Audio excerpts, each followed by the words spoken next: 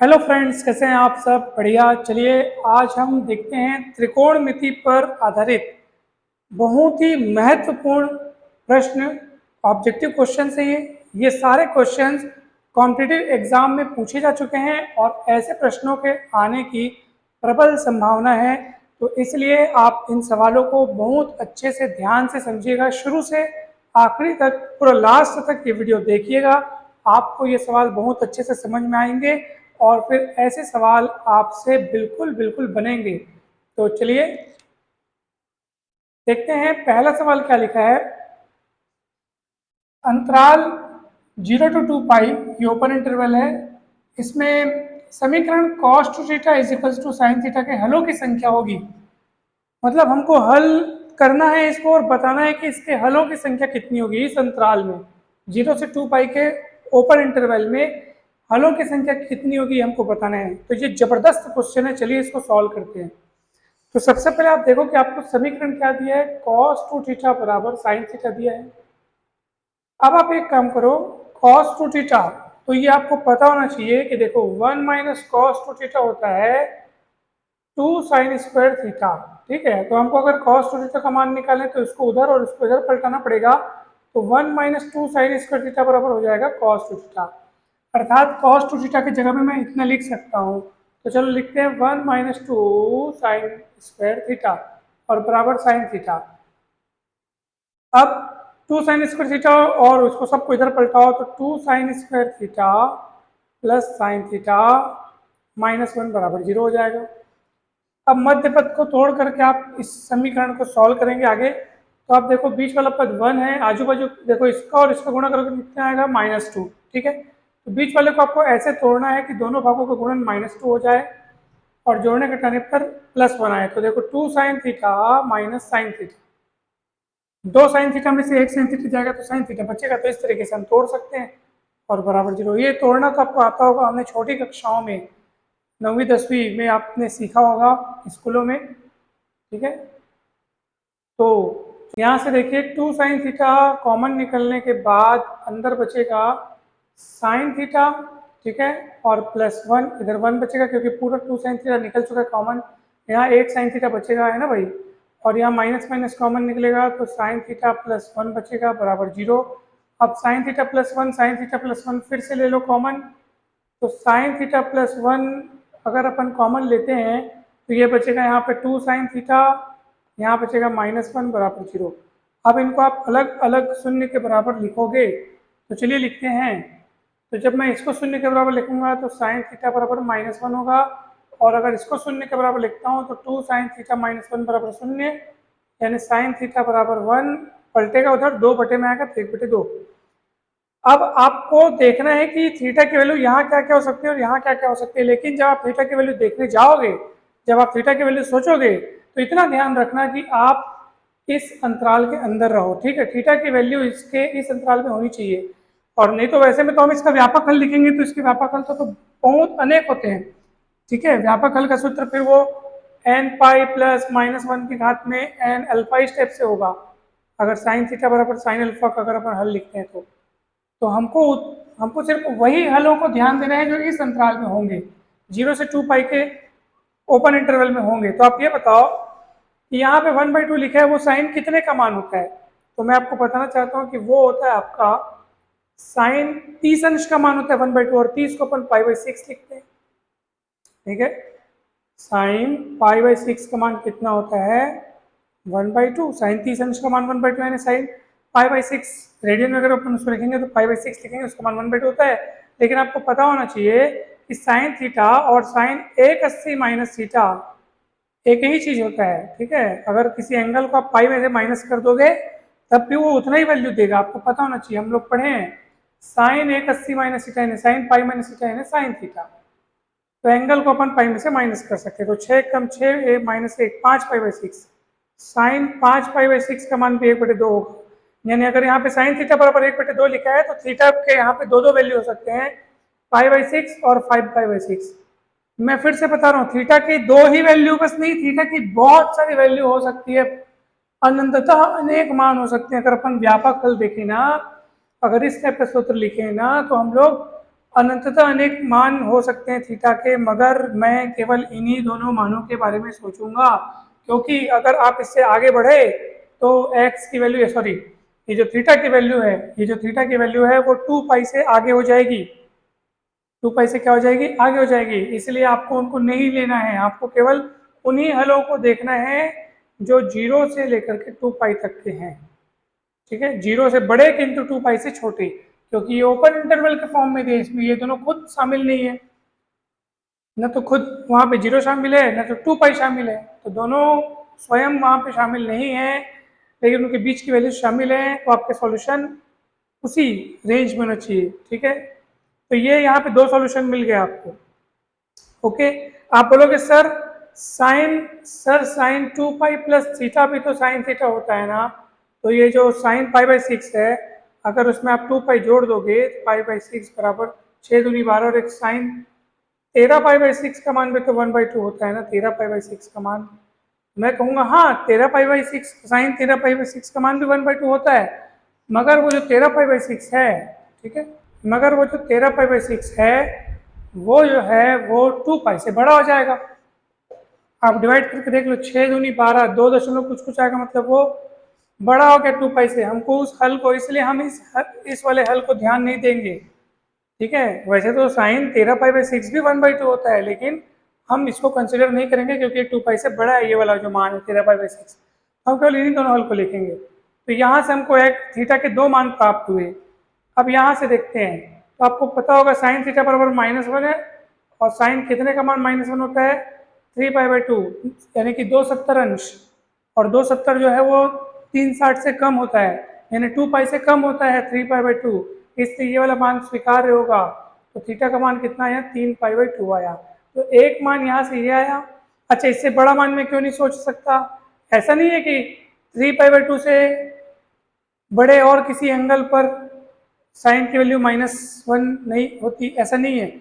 बहुत सारे एंगल्स पर साइन की वैल्यू -1 होती है, ऐसे बहुत सारे एंगल्स हैं, लेकिन वो जो बहुत सारे एंगल्स जिनकी बात हम कर रहे हैं वो सारे एंगल्स 2 पाई से बड़े हो जाएंगे। तो 2 पाई से छोटा कौन सा एंगल है? एकमात्र 0 से बड़ा और 2 पाई से छोटा एकमात्र एंगल कौन सा है जिस पर साइन थीटा जो है -1 प्रदान कर रहा है? तो वो इकलौता वैल्यू कौन है? 270 अंश, यानी कि 3 पाई/2 रेडियन।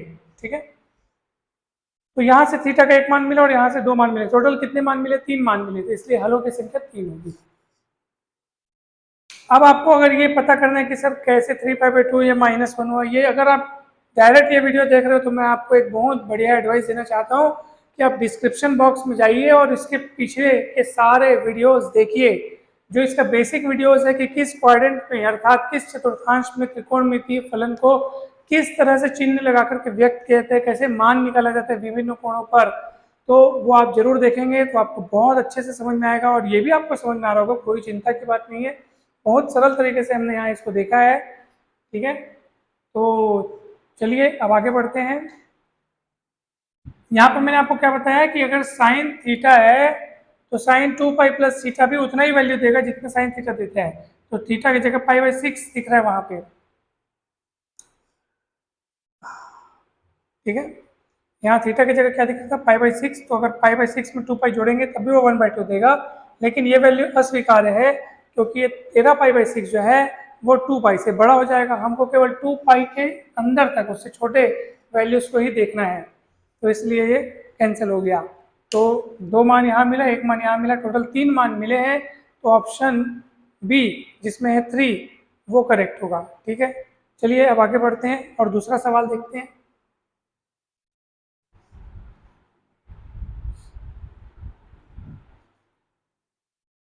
तो सवाल कभी कठिन नहीं होते, लेकिन कंसेप्ट अगर आपका क्लियर रहेगा, चीज़ें आपको समझ में आएंगी, तो सवाल आपके लिए बहुत सरल हो जाएंगे।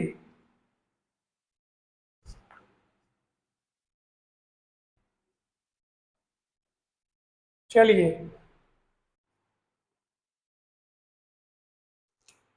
देखते हैं। अब दूसरा प्रश्न लिखा है कि यदि x है वो 0 या 0 से बड़ा और 3 पाई या 3 पाई से छोटा हो, यानी कि इस अंतराल में अगर x विद्यमान हो, तो x के भिन्न मानों की संख्या जो समीकरण sec x + tan x = √3 को संतुष्ट करेगी।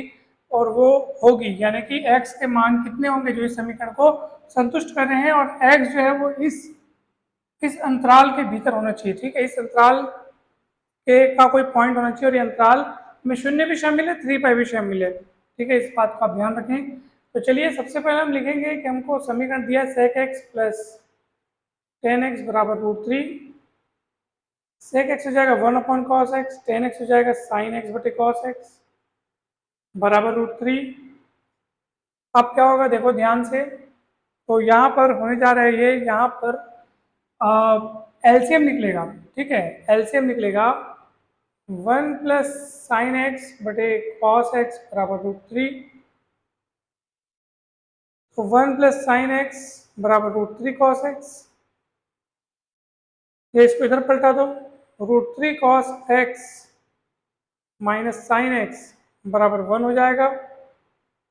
ठीक है, √3 cos x minus sine x बराबर 1 हो गया ये। अब चलिए आगे, अब यहाँ पे हमको दोनों ओर क्या भाग करना है आपको पता है?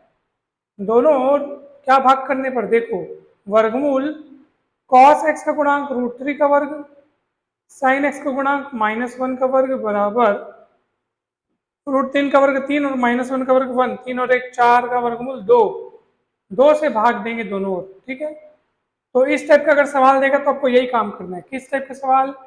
a cos x plus b sin x बराबर c टाइप का सवाल देगा, जहाँ a b c वास्तविक संख्याएं हैं। तब ऐसी स्थिति में आपको दोनों ओर √a² प्लस b² का भाग करना है, और ये हमेशा जो c जो है वो उसका संख्यात्मक मान √a² प्लस b² से क्या रहेगा, छोटा या बराबर रहेगा।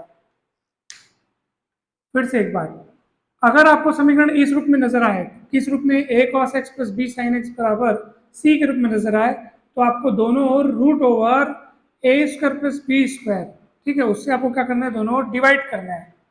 हमेशा इस बात को ध्यान रखें, और इसकी वैल्यू मॉड c यानी c की जो वैल्यू है उससे हमेशा छोटी या बराबर ही होगी, आप देख लीजिएगा।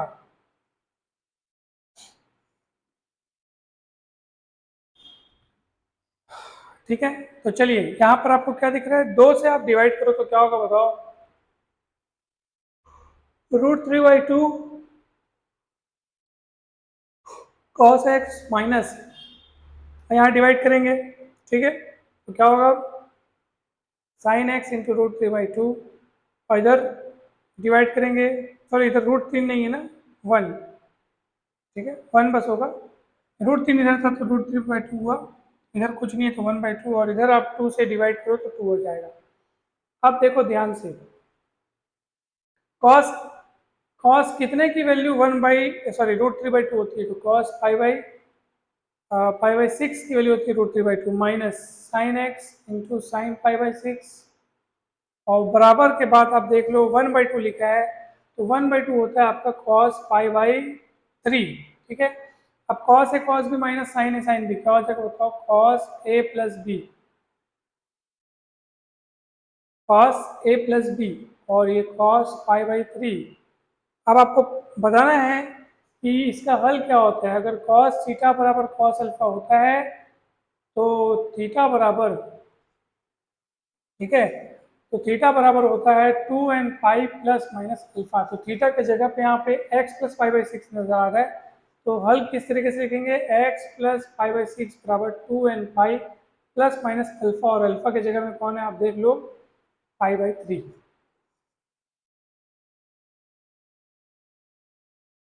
ठीक है, तो एक बार प्लस एक बार माइनस लेंगे तो π/6 इधर आ जाएगा, तो x बराबर 2nπ प्लस π/3 माइनस π/6, और एक मान आएगा 2nπ, यहाँ से एक बार प्लस लिए और एक बार यहाँ माइनस लेंगे, माइनस π/3 माइनस π/6, और बाजू में बता दो n क्या है, जेड में बिलोंग करते हैं। हमको बताना है कि हलों की संख्या कितनी होगी। ठीक है, हलों की संख्या कितनी होगी ये हमको बताना है, तो कैसे करेंगे, अब देखो ध्यान से, x बराबर, ये जब घटेगा तो आपके पास आएगा 2nπ। ठीक है, एलसीएम निकलेगा 6 2 पाई, फिर उसमें एक पे जाएगा प्लस π/6, इस तरीके से आएगा।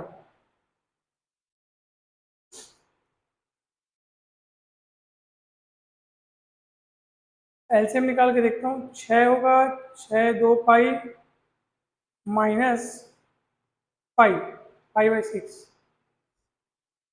ठीक है। और अपन अगर इधर करते हैं तो ये क्या आएगा, देखो जरा, एलसीएम 6 -2 पाई -3 पाई/6 यानी -पाई/2, 2n पाई -पाई/2 आएगा। देखो आप अभी ध्यान से देखो, अभी कंप्लीट नहीं हुआ है हमारा काम।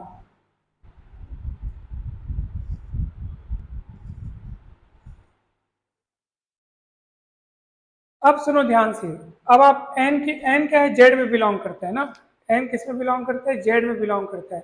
तो n की वैल्यू 1 2 3 4 यहाँ भी रखो, वहां भी रखो, चेक करो कि उस अंतराल के भीतर, इस अंतराल के भीतर कितने मान मिल रहे हैं आपको चेक करना। चलिए, यहाँ n का मान 0 रखूंगा तो मेरे को 0 + पाई/6 यानी पाई/6 मिलेगा। अगर मैं n का मान 1 रखता हूँ तो क्या होगा, 1 रखूंगा तो 2 पाई हो जाएगा, ये 2 पाई + पाई/6 अर्थात 13 पाई/6। देख लो, 2 पाई + पाई/6। और अगर मैं n का मान 2 रखूंगा तो ये बड़ा हो जाएगा 3 पाई से। कैसे, n का मान 2 रखोगे तो 2 दूनी 4 पाई हो जाएगा, 4 पाई + पाई/6 यानी ऑलरेडी ये 3 पाई से बड़ा हो चुका है। n का मान 2 रखने पर हमको यहाँ से उस अंतराल यानी जो उस समीकरण को संतुष्ट करते हो और x के जिस मानों की यहाँ बात की गई है वो मान हमको यहाँ से नहीं मिलेगा। तो समझ लो कि यहाँ से केवल 2 मान मिलेंगे। अब यहाँ से देखते हैं कितने मान मिलेंगे। देखो यहाँ पे आप क्या क्या रख सकते हो, क्या क्या नहीं रख सकते, ये सोचो।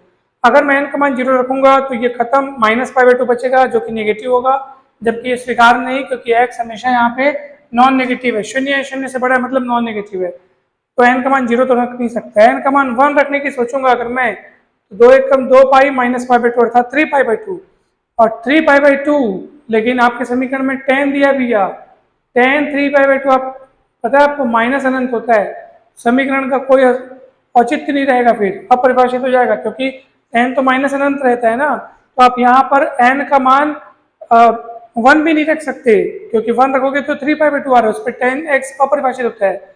अब n का मान अगर आप 2 रखते हो तो 2 दूनी 4 पाई, तो 4 पाई में से पाई/2 जाएगा तो फिर से वही 3 पाई से बड़ा आ जाएगा। देख लो, 4 पाई में से पाई/2 जाएगा, 2 चौक 8, 8 - 1 7 पाई/2 आएगा, यानी कि 3 कुछ पाई आएगा, 3 पाई से बड़ा हो गया। तो इधर से समझो एक भी हल हमको नहीं मिला है, तो टोटल 2 हल मिले, वो भी इसी से मिले, ठीक है। तो 2 हल मिलेंगे तो हलों की संख्या कितनी होगी, 2 होगी, ठीक है।